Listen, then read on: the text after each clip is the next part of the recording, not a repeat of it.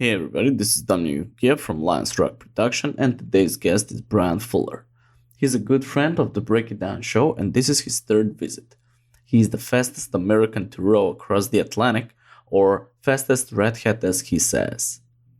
Today, we are focused on Elpis Row's latest project, where in December 2020, Bryan and three other rowers will be delivered to Gran Canaria, a Spanish island off the coast of Morocco, where it will launch from Playa de Mogan.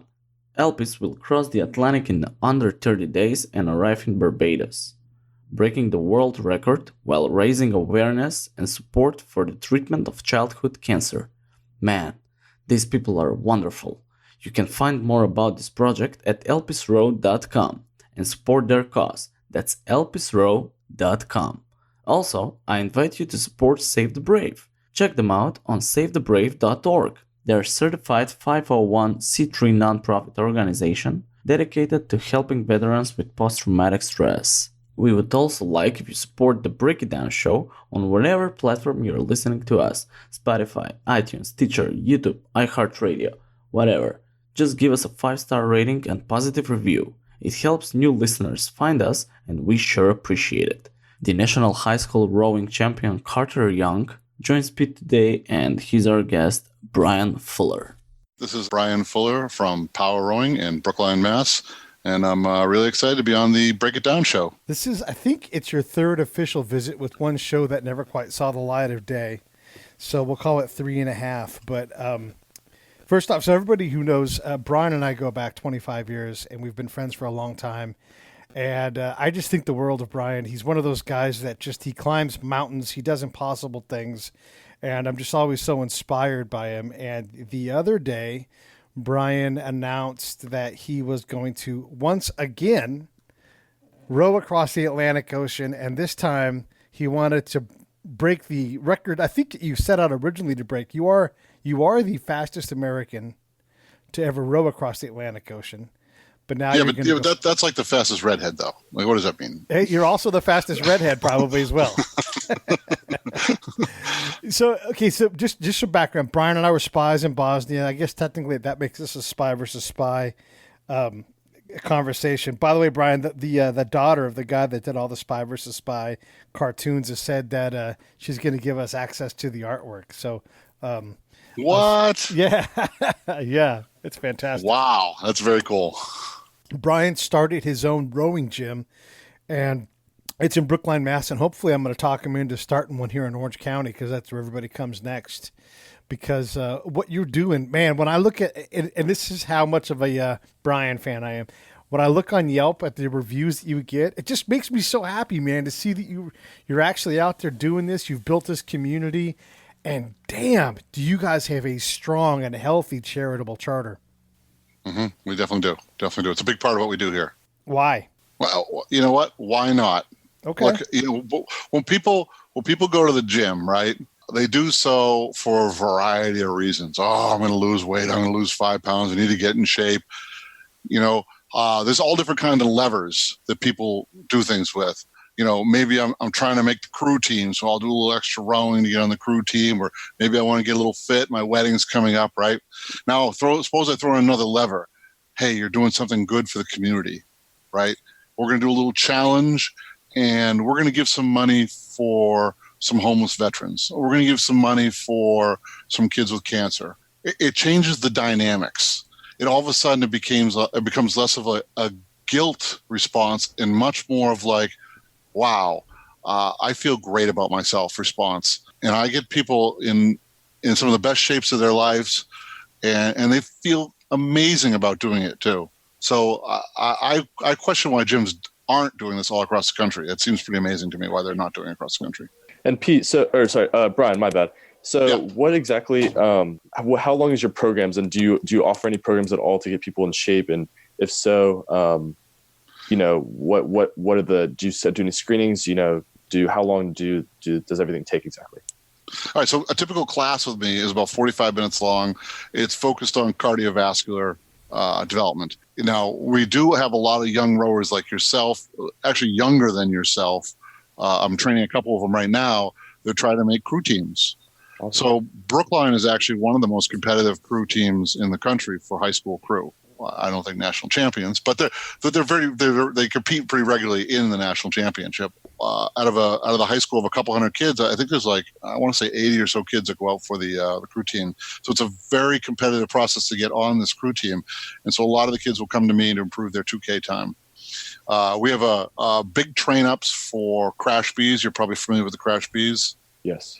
Yeah, so you might even be out here for that at some point. So we do a 3-month train up for the Crash Bees, and then we have a couple charity challenges that are about 3 months long, and then we do individual training for people that are, like I said, trying to just get themselves onto either a collegiate or a high school crew team. So I wanted to make sure everybody understands also co-hosting with us. I didn't do my job as host. I want to introduce to you Carter Young, who is a high school rower. And that, okay, great. It's on topic and everything, but Carter is a national champion at the high school level. And it's just so incredible to know that there's young dudes out there making their way. So welcome Carter to the show. And yeah, thanks for kicking in a question with Bryan. Let me back us up here. Bryan, I love the charity thing. We're partnered with Save the Brave, and I encourage, especially when folks want to complain about, I don't know, the president, because everybody wants to complain about that. Like, okay, great, you complain, but break off $5, break off $10. Your time, right, your money, your location, your attention. These are things that you can do to help someone like Bryan, someone like Save the Brave, whatever charity it is. Almost like a swear jar. If you're going to complain and rant, great, do those things, you should, but then turn right around and peel off $10. Go to Subway by Skid Row, point to the people who are homeless and less fortunate and say, I'm buying sandwiches until you guys run out of $100, and then I'm going to buy another $100 worth of sandwich. Do something. And this is what I love about Bryan, is not only is he getting other people to do something, you're doing something. And God bless, man. Who are you guys rowing for specifically with your transatlantic attempt here? So we're actually rowing for childhood cancer. One of the during the last train up for the Crash Bees, a gentleman named Andreas came to Boston to compete, and he called me up and he said, "Hey, can I work out at your gym for a couple of days?" He's an Olympic rower. I want to say he's got a gold medal, several national championships. And he said, "Hey, I want to just train up for a couple of days just to get myself in shape for the Crash Bees, because he had a long flight over. He's coming from Athens." So him and I really hit it off, and I talked about rowing across the ocean, and he talked about winning medals, and we became good friends. And he called me up and he said, "Look, I would like to row across the ocean too." And I'm getting to my point. His coach for the Olympics, his coach's son has childhood cancer, and he's being treated at a hospital called Elpida. It's in Athens, and he says it's the largest childhood cancer facility in Europe. And I happen to be actually sitting right next to Dana Farber, which is considered one of the top cancer research and treatment centers in the world. So I said, why don't we do something? We'll partner up. You represent Elpida, and I'll represent Dana Farber. So I'm going to be representing Dana Farber for my row across the Atlantic Ocean. Wow. And it says Jimmy Fund, too. That's the classic Boston. Ted Williams fronted that charity for decades. Yeah. Same child cancer. Is that what that is? That's exactly what that is. That's their kind of arm for childhood cancer. That's correct. So they're connected. I got you. Okay. Yeah. Yep. So, okay, let's just do this. Let's direct the audience towards where they can go and best support you guys. I mean, obviously, you're available, especially on Facebook, very active there. But where do you want people to go right now on their computers, on their phones, so they can learn about what you're doing and then push the "I'm going to help" button? Well, it's really early yet. We aren't going to do our row until December of 2020. Okay. We have about over the course of the next year, we'll be developing corporate sponsors to help pay for our row, because it's pretty expensive. Come next summer, we'll be doing some publicity things to help promote the row, and in here in Boston and then in Athens. Really, the collection for donations probably won't start till probably October or November of 2020. Okay. We want to get people excited about it now. Start following us. We can go to our website at elpisrow.com. That's ELPIS row.com. It's kind of a bare bones site. You can meet the crew, kind of learn about what we're doing. There's a couple links there, but we won't be actively collecting donations until probably, like I said, October 2020. The goal being to get people to say, I'm going to sponsor you for a penny a mile. But of course it's 3,000 miles. So if we get a penny or two from like most of my friends, the people from power rowing, and just people that are just interested, we could realistically get 5,000 to 10,000 people if we can get enough publicity to follow along and donate. If we get 5,000 people to donate a penny a mile, we're looking at about $150,000 donation for childhood cancer. That's a pretty significant donation. Yeah, I would. I'd say so for sure. A penny a mile. What does that work out to? Like $30, something like that? $30. Oh, come on. Okay. Bryan, so that's awesome to hear about the row and, that you're doing this for cancer. And so I was curious to ask, being a rower that trains for 2,000 meters, in still water typically, how exactly do you, what workouts do you do to plan and train for this? I mean, I know the shell obviously is very different than a traditional rowing shell, but, do you go in open water rows typically? What do you do on the erg to train for this? It's a great question. Long and slow. If you're training for 2K, typically you're doing 500 meter sprints and maybe some 5,000 meter pieces and maybe some 2,500 meter pieces. And, most of it's, right around 90 to 100% of your capacity trying to train for a 2K. When you're trying to train to row across the Atlantic Ocean, it's much more about time in the erg. Typically when we row, once we get into a shell, at least when we did last time, you only go at about probably a 23 pace, maybe a 22 pace. It's pretty slow. If we had, a PM5 on the boat, it would probably say something like we were doing like a 230 or something like that, or 240. It's not very aggressive. So typically I train, I'll do like an hour at around 210, 215. When we start getting closer, I'll probably bump that up to 3 hours. And just try to it's more about managing sort of like slow muscular development rather than sprints, because we won't be doing a lot of sprinting across the ocean. For sure. And I understand it's definitely a lot of steady state and takes a lot of time in the erg. And, in that sense, do you, with the rowing shell, for instance, how often do you go on open water rows to go train and that sort of thing? And, what kind of boat are you rowing exactly for that? I do a little bit of eights. Which doesn't help me out much at all. I've in the past I would do a 25-mile double in open ocean. It's a marathon row around Gloucester called the Blackburn Challenge.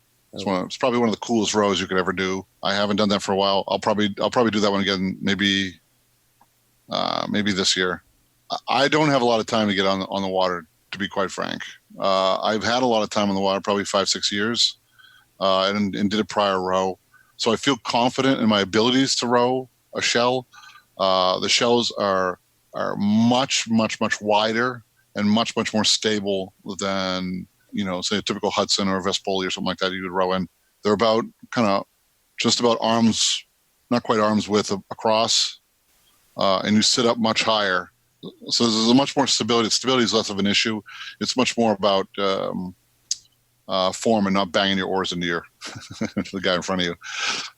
But sure. Yeah. And so were you ever exposed to junior rowing at all, or rowing before? I didn't start rowing until I was 42. Wow. It's very impressive. So I'm going to be doing this row at 51. Wow. This is in general, the people that do the row across the ocean are older. If you did the row across the ocean, you'd be among the top 3 or 2 youngest people ever do it. Typically just because it's expensive and takes a lot of time. You don't have to have that capacity to be able to do that. And there's a certain level of craziness when you get to be over 30. You'll see. Hey, Bryan, so the last time you did this, so for everybody else, he did this before and he broke the American record. Okay, but one of the things was you got some kind of like minor mishap where a teammate ran up your leg and you had an open wound the entire time. You talked about how you can row your heart out the whole day and end up going backwards. You learned a lot of lessons from the first time, and even like you're a little bit, I'll just say, critical of your captain from last time. What I already know you're a great leader, but what are you going to do differently this time to kind of balance out? And then how many guys on the team? So there's 4 of us on the team.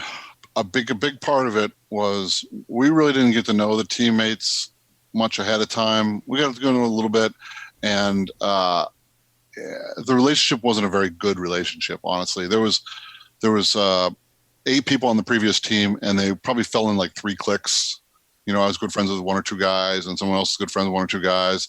There was some animosity amongst the captain and the first mate against people that are from other countries, which is kind of ironic because he invited us there.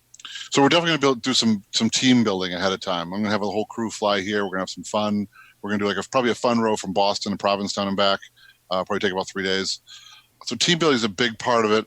The boat that he constructed is, I think he did a good job, but he didn't pay attention to a lot of details. Like there were so many things on the boat were just sharp, and you're basically in your underwear rolling around in a boat that's topsy-turvy, and everything on the boat's sharp. It's got little screws sticking out here and there, and like everything's jagged, and so like the opportunity to hurt yourself on the water is high, and the problem is when you hurt yourself in conditions like that, typically it's very, very difficult to close up a wound. So as you mentioned, I hurt my foot because the captain of the boat ran over the back of my foot with his chair, and he kind of sliced off my heel the third day I was there out of 34 days, and it never really healed. So I was rowing with like a heel that had no skin on it for 31 days, and that's pretty painful. So those are some of the things that we want to be cognizant of ahead of time. Is we want to not only have a crew that's working together in a positive way, much less animosity, and also try to have equipment that's much more geared to a positive outcome. And so, Bryan, in regards to traveling across the Atlantic, what are the living conditions, and how do you guys sleep, and Tiny. That sort of thing? You sleep quickly. Yeah. So there's a little tiny cabin. I can't. My cabin last time was about 7 feet long, and it came to a point like a triangle. Mm-hmm. So the last 6 inches was useless. Right where you'd climb into this little triangle box, there was a giant hole, so you could go underneath the deck. So I really only had about 4.5 feet. So I had to sleep in a ball with my head in the point of the boat, and you have to sleep perfectly evenly because we didn't use a dagger board or anything to help stabilize the boat. So if you leaned, if you were too much on one side of the boat, the center line of the boat, too much on the other side of the boat would list to one side. Jesus. And it'd make it very difficult to row. So you had to learn how to sleep so I slept in a ball like this, kind of like all squished up, because you couldn't really stretch out your legs because then my feet would hang into this hole. And the problem is there was another guy down in the hole. So my feet would like hang into his face, which wasn't cool at all. Yeah, it was complicated, but surprisingly, the sleep was not an issue. You get in there and you would right out. Sleeping on the water like that in those kind of conditions, you'd be amazed how deep your sleep really is. So you can get really good quality sleep for like 5 hours a day. Wow, that's really great. And so, I assume, I don't know for sure, are you guys rowing 24 hours a day? Do you guys like at night all go to bed? That sort of thing? No, we row 24 hours a day. Okay. So the reason why we think we're going to be so successful with this, why I think we're going to break a record, is one, we have exceptional rowers. Most of the boats that go across are people who typically aren't good rowers, and it's not to lambaste them, but they didn't do crew in college or never really sat in a crew boat, and maybe rowed a dory a little bit or something like that, but are much more adventurers rather than actual rowers. Mm-hmm. So in this case, we're going to have some pretty significant rowers. Secondly, most teams do 8 hours per person per day. So a team of 6. You'd have 3 row for 8 hours and 3 row for 8 hours. And then typically there'd be 8 hours, just like you suspect, where nobody would be doing anything. The competitive teams will do 12 hours. So you'd have 3 on, 3 off, 3 on, 3 off throughout the day. What we're going to be doing is kind of take it to another level, is we have 4 rowers in 3 seats. Mm. Our goal is to have all 3 of those seats, or 2 of those seats filled 24 hours a day, and the 3rd seat filled 12 hours a day. So we'll be working out to about 15 and a half hours a day of rowing. about 15 and a half hours a day of rowing. What this will do is it will provide 50% more manpower per weight of each person for 12 hours, which should give us 25% more power than any boat that's ever gone across. Wow, and that's great to hear. And so, yeah. In regards to, again, the shell. So how much, is the shell extremely heavy? Obviously it's not the most aerodynamic thing, but Pete and I could pick up the shell. Yeah. Before it's filled with food and obviously with people. Probably weighs, I don't know, 400 or 500 pounds. So we could pick it up. It wouldn't be comfortable to carry or anything like that. It's not a 2-man carry, but you can definitely lift it up. After you've installed all the equipment, the water, and the people, now you probably gets closer to, ours will be probably close to, I don't know, 1,500, 2,000 pounds when it's all said and done. Like everything's on the boat. Like, because figure all four of the guys probably weigh close to 1,000 pounds together. We're all over 200 pounds. And then you add in the food, and then there's the navigation system, and then the water maker, and then whatever amenities we bring. So we'll probably be close to 2,000 pounds when it's all said and done. Okay, for sure. And so I know you had mentioned about how there were 3 rowers. And so for the viewers that don't know, sculling and sweeping, sculling is with 2 oars and sweeping is with 1 oar. And so I assume it'd be sculling because, 3 people it's all across. sculling. It's all sculling, yes. Yeah. There's been a couple of boats that tried sweeping. It's a disaster. It's a total disaster. Because, like I said, they're not good rowers. They're not good rowers. They're trying to sweep across the Atlantic. It's like the boat's like, it leans port, leans starboard, leans port, and so it's constantly the nose is going back and forth. They're not. It just doesn't work very well. Bryan, when you were trying to figure that out, I don't know what sweeping and sculling are. The differences of them are. I think we should have Carter answer this question. He's a national champion. So sculling is typically 2 oars. So you have one on your port and starboard, left and right. Sweeping, you have 1 oar. It also is still on port and starboard, but it's 1 person per oar. And depending on the boat, so for 8s, for instance, you can have an oct, it's called, and that will be a sculling boat with 8 oars. But then the most common thing is an 8 with sweeping oars.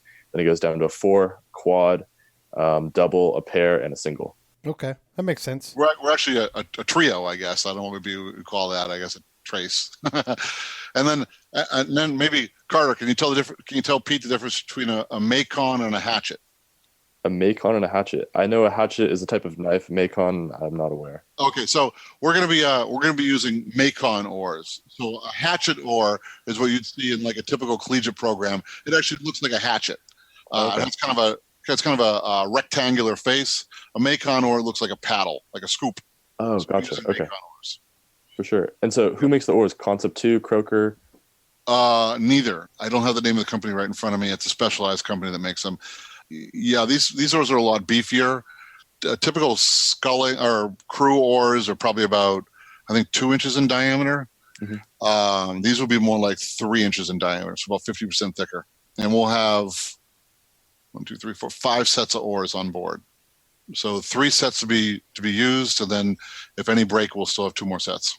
That's awesome. And so I know a lot of people, their perception of rowing is, you can wear, your hands get destroyed and, why don't you just wear gloves? And, I know a lot of people just don't understand. The feel is very different. The way I respond to is, do you wear gloves when you use a tennis racket, for instance? It's very hard to feel the oar out. And so if you're rowing for, 34 days consistently every day, obviously, there's going to be wear and tear on your hands. And, do you just plan on using regular athletic tape? What's your plan? No, we actually use like a sailing glove. You're 100% right. This is a little more wear and tear than you would have in a typical race because, like I said, it's over, a 12-hour day, 15-hour day in our case. We do use gloves. If you were to get a blister or something like that, it would be pretty bad. So the gloves prevent blisters. They don't prevent calluses. And it's funny because after I get out of my last row, your hands are so big. It's kind of hard to describe. There's like an inch of skin on your hands when you're all done with 30 days. And like, I can almost peel it off like an orange when I was done. It's not the most beautiful thing in the world, but yeah, you almost can't even squeeze your hands closed because there's just so much skin on your hands when you're done at the end of 30 days. I guess that'd be something to talk about at some point when we get all done. So let me ask you the other big obvious questions. How many calories you guys taking in a day? Where do you put all that food? And when nature calls, what do you do? All right. When nature calls, we have a bucket. And you just throw it overboard. Okay. the bucket. You know what? It's one of those things you're like, oh, that's horrible, right? You know, after one day, you're like, nobody cares. Nobody cares. Nobody cares. Nobody cares at all. After one day, it's like, give me the bucket. It's my turn, right? To answer your other questions, we use like astronaut food. Typical is it's kind of like what you get in the Army for MREs, except it's even drier. Wow. An Army ration's not dry per se. You would heat it up in water, but it would already be liquid. You could kind of eat it right out of the bag cold if you wanted to. These are typically freeze-dried foods, and you add hot water to it. So we'll have like what mountaineers call a jet boil. It's like a little propane can and has a little container on top. You put water in it, and so you'll heat up some water in there, and then you pour the hot water into the bag, and then you seal it for a couple seconds, and then you eat a hot meal. Honestly, the food last time was great. I didn't have any problem with it whatsoever. To answer your other question, calories. It's a really good question. We will bring 30 days worth of food for 4 people on board. That's what we'll have. Last time we did the same thing, we went up with extra food. I can't say some people eat 3 meals a day. Some people eat 1 meal a day. Last time when I went across, I was typically eating 1 meal a day. And then I would have these snack packs. And then we had this other thing called Peronin, which is like a maltodextrose mixture invented by NASA. And that would keep me going for like 3 hours and was just honestly fantastic. You know, will be a variety of things, but you know, as far as calorie intake, it's not going to be enough calories. Regardless, whatever you take in, it's not enough calories. You'll lose a pound a day, regardless of how many calories you take in. And so when you get to the other end, I mean, you know, do you just go and grub at this local restaurant and eat hours on end? You know, you think that would be the case, but like, I wasn't. You know, like when you get there, like they're like, here's a hamburger and fries, and they're like, here's some beer, and I was like, you know, I just want to shower. I want to shower and a glass of ice water. You know, like I was craving like fresh fruit. Like that's what I was craving, fresh fruit. And it's ironic because when we did our row, we landed in Barbados in March, and their fresh fruit season is like June till like November. Oh no. And so there's just nothing on the island that's like fresh fruit at all. Like I was like, can I get some oranges or a mango? This is Barbados, and like, oh, no mangoes here, you know. So the freshest fruit I got was French fries, and like I wasn't craving it at all. And like everybody's trying to feed you some junk food, and like you're not interested. I was surprised. I didn't want like you'd think you want a big steak or something like that. I didn't want any of that stuff. I just wanted some. I wanted some fruit. I wanted some orange slices or. It's just something fresh. Do you guys drag like a line behind to catch a tuna or something? You could probably reach down with a net and just pick up a tuna. They come right up alongside the boat. In fact, most of the wildlife surrounds the boat constantly. So when you're out in the water, typically you're the only shade anywhere. So a lot of small fish will go underneath the boat and hide underneath the boat, and then larger fish will circle the boat, and then even larger fish will circle the boat for those bigger fish. So it becomes like a whole ecosystem as we go across. Yeah, if you wanted to catch something, you just need a little hand net and just reach into the water and just scoop it right up. And then quite a few fish jump actually into the boat. It's and you have to throw them back out. It's no, you don't want any fresh fish. You don't want that in the boat. You don't want cleaning fish. You don't want to be. There's no time for any of that anyway. We're just at a row.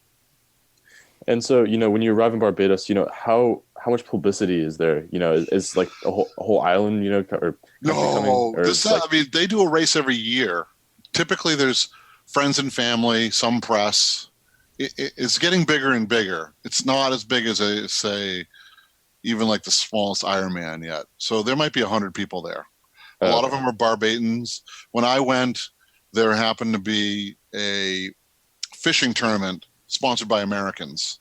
And so there was like probably 50 Americans there. They were not there for the row, but they canceled the fishing tournament that one day because we were showing up. And then so everybody there all came down and was excited to see me. So that was really cool. But yeah, I mean, we'll probably, like I said, when we go across, there'll probably be 30 or 40 people there when we get to the finish line. Because it's tough to plan for timing wise. We don't know when we're coming in until like 5 days before we get there. And the Barbadians aren't typically like, this isn't a Barbados thing. We just happen to land in Barbados because it's an island that's very favorable for this. So yeah, no, it's not as big a deal. We're hoping this year though, if we raise the kind of money I think for Dana-Farber, and for Elpida. This could become a national story, especially if we really smash the record. Nobody's ever done it in under 30 days. If we can do it under 30 days, especially if we can do it 25% faster than the fastest team, come in at 27, 28 days, I think it could make a national news. And then we could actually see some real press there. That would be pretty exciting. Yeah, That's awesome. That's pretty neat. What are the odds that you break the record, do you think? Like, what's your sense right now? I say 50%. 50%. We have an exceptionally fast crew. We're going to have an exceptionally fast boat. It's not cheap either. That's why we need some really good sponsors. So if you're out there and you own a big company, this is an awesome opportunity to put your name on something great. And we will be doing something nobody's ever done before. We'll be rowing 15-hour days. Right now, the current record is 3.6 knots across the Atlantic Ocean. If we can average 4 knots an hour, which is still not that fast, if we can average 4 knots an hour, that would be about 10% faster. And I think we're going to be faster than that. 10% faster, we would come in at 27 days. I mean, that would absolutely crush the record. So that's something to consider. The factor that, I would say it's 50% chance, all things being equal, we will definitely do this. If the weather shifts, or there's no current, or the current goes in the wrong direction, or we have some critical failure, or somebody gets hurt, these are all huge factors. You can't predict for all those things. Something's going to go wrong. The water maker breaks, the nav system breaks, we just go in circles. We get hit with a really big storm, the kind that rolls us over a couple of times and takes us out of the race. All those things are possibilities. But I think if we get okay weather, not great weather, just okay weather, we're going to do this. What's your most likely limiting factor that you can overcome and still get there? Well, when we plan, so there's a natural current that runs from north of Africa to kind of essentially Barbados, and it's called Trade Wind 1. People have known about it since almost back to Columbus. And if you just push something offshore from Morocco, it's going to wind up in South America somewhere in about 100 days. What we do is we hit that current, so it gives us a little extra push, and the weather tends to be very, very favorable to go in that direction. So in America, we typically have a hurricane season, and the hurricane season runs from, say, August till like November, right? And the reason why we have this hurricane season is that hot temperatures come off of the Sahara, off of North Africa, and they hit the water, and they form these obviously high-low pressure systems. They form, the beginnings of a hurricane, and then it builds up power across the Atlantic, with the warmth, the hot weather, and then, hits America, right? So the weather patterns are always going in that direction. So it's very advantageous for us because we're not fighting against the weather. If we had to fight against the weather, it's anybody's guess when we get across. But the fact we're not fighting against the weather, it's the weather is always pushing us in the right direction is a big factor. And it's also a big factor for safety reasons. Like, we're not hitting waves going in two directions. Another storm coming at us, another storm coming behind us. So waves generally don't crest, which is a big factor. So they might have like a really high wave. Like we saw waves that were probably 50, 60 feet tall when we rode last time, maybe even taller, but they didn't crest. It was just kind of a big rolling wave. And those are fine. So those are the kind of factors. Like if we do run into weather that runs in the wrong direction, that could be a big problem for us. And so are you truly alone out there? I mean, I know it's you guys in the boat, and obviously you have radios and whatnot, but is there a helicopter following you? Is there other boats, that sort of thing? That'd be awesome, a helicopter. We will have a drone in the boat. That's going to be something new we're doing this year. Our goal is to actually put together a half-hour, 45-minute movie when we're all done. So we're going to take about 300 hours of footage, and we're hiring a independent filmmaker to put this together. Ideally, we'll sell it to Netflix when we're done. But no, we won't have a boat. Most people think, oh my God, if there's a sailboat following behind you, you're going to be nice and safe. The reality is the safety factor from a sailboat or whatever boat or helicopter, something like that, is pretty relatively limited. If we run into problems, it's because we have big weather, real big weather. If we have real big weather, the sailboat's going to have as many problems as us, if not more problems. The nice thing about our route is it's a shipping lane. There's quite a bit of very large shipping vessels in this lane. So we have radio communication, typical, just regular radio, shortwave. Then we also have satellite phones, and then we have a thing called EPIRB, which you let it go and it tells every boats are in trouble. So we can reach out to quite a few people. So we can use a satellite phone to call home, or we can use the shortwave radio to call the closest ship. Or if we're in trouble, we could just pull the EPIRB out, and that will notify anybody within a 50-mile radius that we're in trouble. And that should be enough there's probably enough boats in that area where someone would turn towards us and come pick us up. That's really cool. And so shifting the conversation, I was curious, so, now that you've really gotten into rowing and taking it up and doing this trip now, I had the opportunity to go to the Head of Charles this year and race. Great. Place 5th. But, do you see yourself, going into any sort of masters rowing or, actual... No, not at all. No.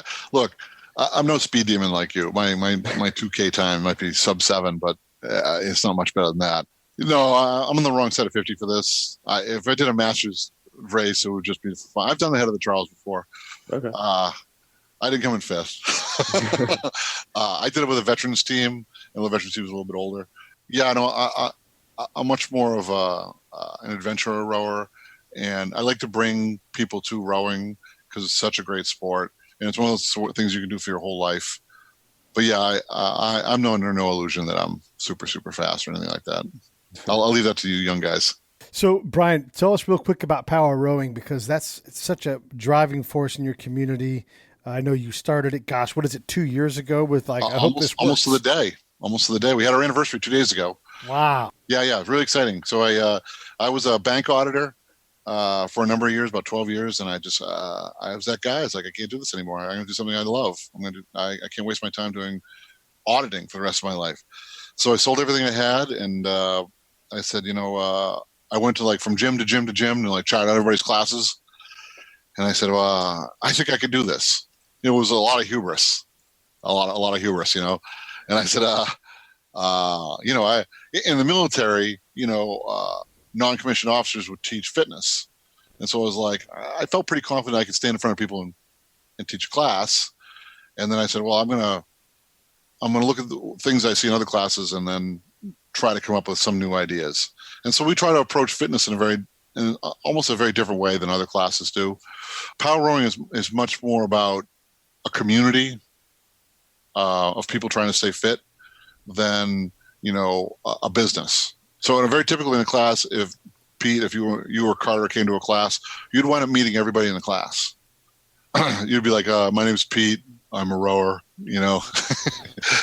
I've been a rower for 3 years.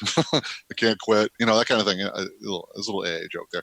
But we try to look at things like a holistically. So in a typical class, you might have someone as young and fit as Carter, and someone as less young and fit, like say Pete, and they'd be right there together and both getting a great workout because we'd scale the class to each of your abilities. And we would push you based on what you're capable of doing. And a lot of classes kind of miss that point. A lot of classes are like, this is the workout. You're going to do this workout. We're doing 20 burpees. And then, some people in the class can't do 2 burpees. So it's like, they're kind of missing their mark a little bit. That's something we try to really take care of. For sure. And so is your classes, are they kind of based like Orange Theory, for instance, where you guys race each other, calorie count, there's a screen. Is it like that type of thing, or is each workout tailored to each person? We don't know. It's not tailored to each person. We have a standard workout, and we would do like a percent of your power. So it's like, Carter, give me 50% of your power. 50% of your power is probably like, say, a 210. 210 for our audience is a split number. A split is how long it takes you to row 500 meters. So if Carter was rowing a 210, it would take him 2 minutes and 10 seconds to row 500 meters, which is pretty fast. And you might have other people in the class who would say row a 250 or a 240. And based on your own abilities, I try to push you to do a little bit more. I'd say, okay, Carter, I know you can row a 210, but give me a 205. And you push yourself a little bit that way. Orange Theory has a kind of a different concept. We don't really talk calories. I've actually never talked calories in any of my classes. I don't tell people how many calories we burn. We're really not focused on that. Much more focused on your cardiovascular development. And you develop your cardiovascular system by pushing your cardiovascular system to above 85% threshold. Orange Theory is about, from my understanding, Orange Theory is much more about keeping you in a fat burning zone and you'll wear a monitor, and you can see on the monitor that you've stayed in this zone and you've burned so many calories throughout class because you've hit this zone for so many minutes. We're much less concerned about that. There's a growing trend in science that if you want to develop your cardiovascular system, it's much less about how long you do your workout, and it's much more about the intensity of your workout. Yeah. Yeah. Yanking that string as hard as you can for a short amount of time. That makes sense. Yep. The whole high intensity time training, HIT or whatever the acronym is now. That's what it used to be 20 years ago. But yeah, that makes a lot of sense. You think about a sprinter's body versus like a distance athlete's body. They're both healthy, but one of those bodies is consuming itself a lot more than the other. Mm-hmm. So, Bryan, power rowing, are you going to expand? I mean, you said before, like, once I get to about 100, clients, I can think about opening this row at 51. So I've got to find a new location for this existing location. So I'm looking at a bunch of different places. Once that place gets settled, I'll look to open up a second one, probably in Cambridge or Boston or something like that, because we're in Brookline, it's right next door. Man, I love that you're doing this, and I love that you're digging in and doing it for charity and all these things. It's just such a fantastic. It's credit to you, but who cares, right? Like you just don't do that for that. You do it because of who you are. I love it. Yeah, I mean, it's just what you do. The sponsors that you're interested in, if you could make a dream list right now so they can have a man.